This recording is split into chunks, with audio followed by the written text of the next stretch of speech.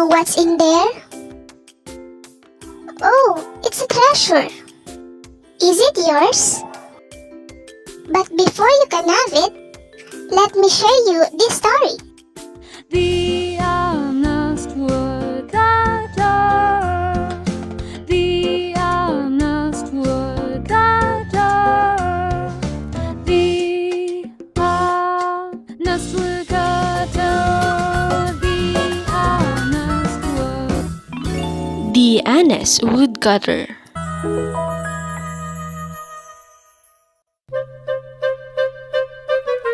John lived in a small village on the river bank. He chopped wood with his axe.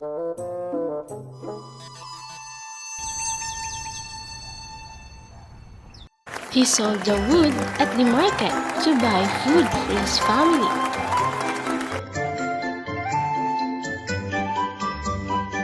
One day, John went again to the forest.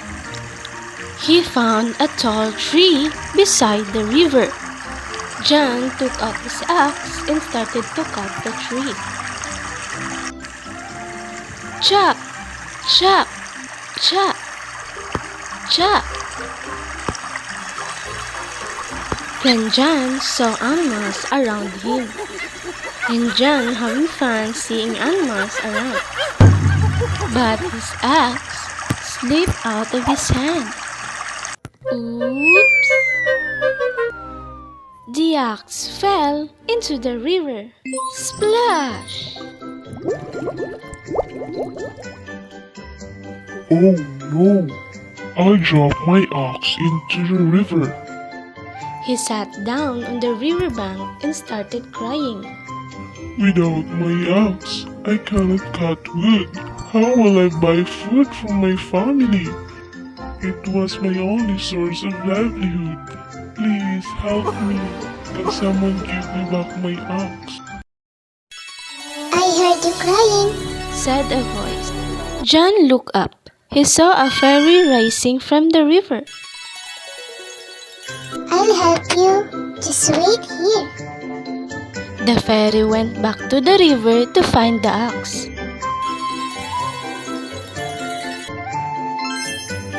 She came back with a gold axe. Is this your axe? John said.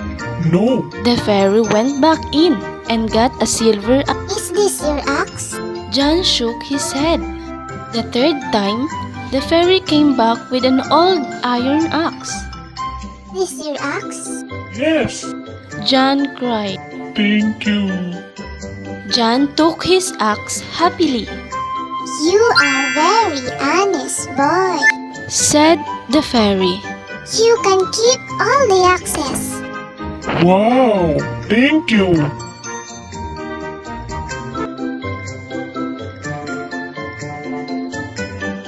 John went home and told the village his good fortune.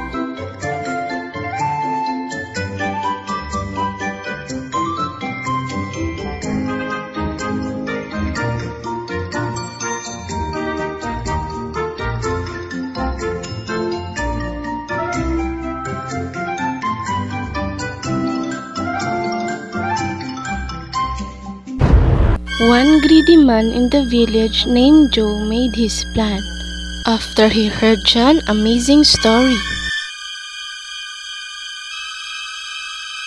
Next day, Joe went into the river. Joe took out his axe and threw it into the river. Joe pretended to cry. The fairy asked Joe, Why are you crying? I lost my axe in the river.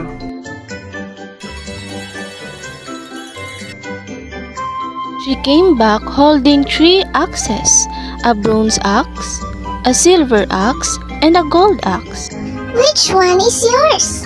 Joe was The gold greedy. axe is mine. He shouted. Joe happily took the axe. The fairy was upset with his dishonesty.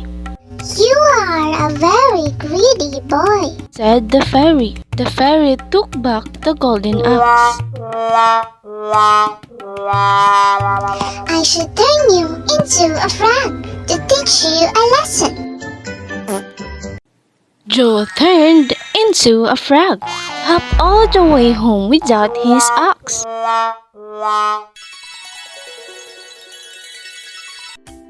Hi, I'm gonna ask you again. Is it yours? If you were being honest, you can have it. Moral of the story. Be honest. Honesty is always rewarded. Dishonesty has consequences.